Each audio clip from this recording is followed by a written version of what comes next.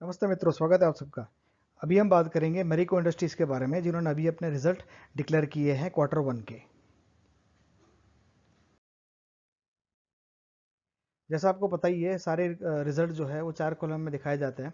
तो ये जून 30 का कॉलम है, पहला वाला जो भी आपके स्क्रीन के सामने है। दूसरा वाला जो है वो Q4 लास्ट ईयर का, जो है जन से लेके मार्च तक का। ये है Q1 पिछले साल का, और ये है साल भर का फिगर 19-20। अभी हमारा फोकस जो रहेगा वो इस साल के फिगर पे रहेगा, जो अब इस क्वार्टर के फिगर का, जो अभी अभी रिपोर्ट हुआ है। सारे फिगर जो है वो करोड़ के अंदर है, और हमारा डिस्कशन भी हम उसी हिसाब से करेंगे। जैसा कि आप देख पा रहे हैं, टोटल इनकम इनकी बड़ी है। जी हाँ, बड़ी है। अभी जैसा हम देख पा रहे हैं, जहाँ बाकी सारी इंडस्ट्री सफ़र कर रही है कोरोना के चलते, ये एफएमसीजी इंडस्ट्री के जो फिगर आए हैं वो काफ़ी स्ट्रॉन्ग आए हैं। तो क्योंकि ये इनको बिजनेस करना अलाउड था, तो वो रूटीन वे में अपना काम कर ही रहे थे। यही कारण रहा कि कोरोना के बावजूद भी इनका सेल जो है वो बढ़ा है। पिछले क्वार्टर में जहाँ 1528 करोड़ का उनका सेल था, वो 1944 करोड़ का सेल हुआ है इस क्वार्टर में, जो 2194 करोड़ का था पिछले साल के सेम क्वार्टर के अंदर। तो जहाँ पे वो हम देख पा रहे हैं कि पिछले क्वार्टर के मुकाबले बढ़ोतरी तो हुई है, लेकिन पिछले साल के क्वार्टर के मुकाबले ये कम ही हुआ है। हालांकि जिस रफ्तार से अभी ये बढ़ रहा है, ऐसा लग रहा है कि ये जो 7439 उसका साल भर का टारगेट था, पिछले साल का जो अचीवमेंट था, उससे ये ज़्यादा ही होगा। जहाँ तक एक्सपेंस फ्रंट की बात करें, तो एक्सपेंस भी उनके 1501 करोड़ के आसपास रहे हैं, जो 1265 करोड़ थे पिछले क्वार्टर में, और 1752 करोड़ थे लास्ट ईयर सेम क्वार्टर में।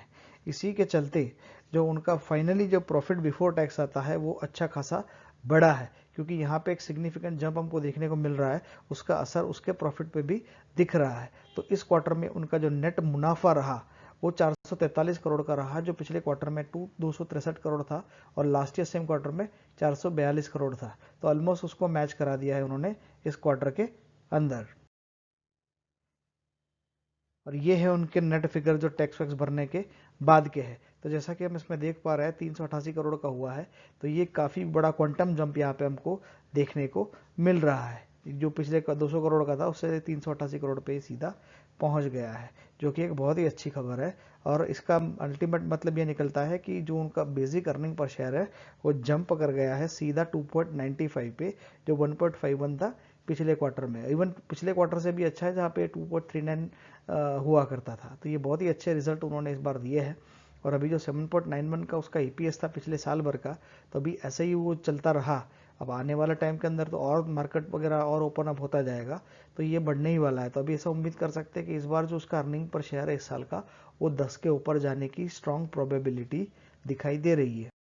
ये है उनके पिछले 5 साल की सेल्स की परफॉर्मेंस, जहाँ पे हम देख पा रहे हैं कि 6100 करोड़ के आसपास उनका सेल हुआ करता था, वो बढ़ के 7400 तक गया था। तो प्रॉफिट में, इनकम में इंक्रीमेंट तो हुआ है, बढ़ोतरी हुई है, लेकिन वो नॉमिनल सी है, बहुत ज़्यादा नहीं है।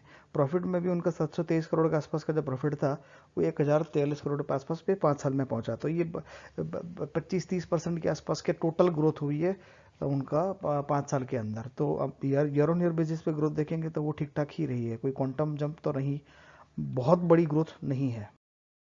ये है उनके 5 साल के सील प्राइस की परफॉर्मेंस। तो प्राइस लेवल पे ये भी एक मल्टी बैगर स्टॉक साबित हुआ है पिछले 20 साल में, जहाँ पे वो 3 रुपये का हुआ करता था, वो 350 रुपये का हो गया था आज की डेट में। तो ये ऑलरेडी, जैसा कि हम देख पा रहे हैं, ये 100 गुना से भी ज़्यादा हो गया है 20 साल के अंदर। लेकिन उसको जो मेजर ग्रोथ जो मिला है, वो पहले 15 साल के अंदर ही जो जो अप्रिशिएशन मिला है। अगर हम पिछले 5 साल की अगर बात करें, तो 5 साल में उनको ज़्यादा कुछ नहीं है। 220 रुपये का रेट था 5 साल पहले, वो भी 350 का हुआ है। तो ये मुश्किल से 50% से बढ़ा है। तो अभी यहाँ पे एक रुक सा गया है, ये स्टॉक कंटिन्यूसली बढ़ता गया था, प्रोबेबली शायद ये ओवर प्राइस हो गया था, तो मार्केट उसको अभी करेक्शन दे रहा है। लेकिन अभी उनके प्राइस में उतना ग्रोथ देखने को नहीं मिल रहा, और ना ही उनके सेल में भी देखने को मिल रहा है उतना ग्रोथ। ये है उनके वैल्यूएशन फ्रंट पे अगर हम बात करते हैं, तो वैल्यूएशन उनका ठीक ठाक रहा है, 45,000 करोड़ के आसपास की कंपनी है ये। इसका जो पीई अर्निंग पर शेयर है वो 7.91 के आसपास का है, जो मैंने कहा कि इस बार जो है उम्मीद है कि 10 के ऊपर जा सकता है। वैसे पीई रेशियो इनका 44.32 है। एफएमसीजी इंडस्ट्री में ये शेयर पड़ता है, और एफएमसीजी में आप जैसा मालूम है वैल्यूएशन सारी कंपनियों के नॉर्मली ज़्यादा होता है, क्योंकि इस बिजनेस को सेफ माना जाता है और वो होना भी चाहिए। जैसा हम इस कंपनी के शेयर में भी देख रहे हैं, कोरोना वगैरह की इम्पैक्ट के बावजूद भी इनका धंधा बढ़िया से चल ही रहा है। तो कोई भी आपदा है, ये सारी वो चीज़ें हैं जिसके बगैर आदमी का गुजारा हो नहीं सकता, तो इनका इसलिए उसको जो वैल्यूएशंस मार्केट जो है वो ज़्यादा देता है। फिर भी ये मार्केट इंडस्ट्री की पी से कम है, लेकिन वो इसलिए कम है क्योंकि इस इंडस्ट्री में उसके बाकी की कंपटीशन है, HUL, PNG, कोलगेट, ये सब बड़ी बड़ी कंपनी के साथ है, तो उसके मुकाबले उसका वैल्यूएशन अभी फिलहाल तो ठीक ठाक ही लग रहा है। और अभी अगर ये इनका पी बढ़ेगा, जैसा हमको लग रहा है कि ये 10 के आसपास जाएगा, तो फिर इसका पी जो है वो हो सकता है कि 35 के नीचे भी चला जा सकता है। तो आने वाले प्राइस टाइम के अंदर हम उसके जो शेयर प्राइस में है वो ऊपर की तरफ की मूवमेंट देखने को मिल सकती है। तो ये एक अच्छी खबर हो सकती है इसके शेयर होल्डर के लिए। अब ये देखना इंटरेस्टिंग होगा कि एक्चुअल में इसकी मूवमेंट ये रिजल्ट के बाद मार्केट क्या देता है, वो आज ये आने वाले टाइम के अंदर हमको पता चल जाएगा। तो यहीं पर हम अपना वीडियो समाप्त करेंगे। अगर अच्छा लगा हो तो लाइक करें, कमेंट करें, शेयर करें, सब्सक्राइब करें। वीडियो देखने के लिए बहुत बहुत धन्यवाद।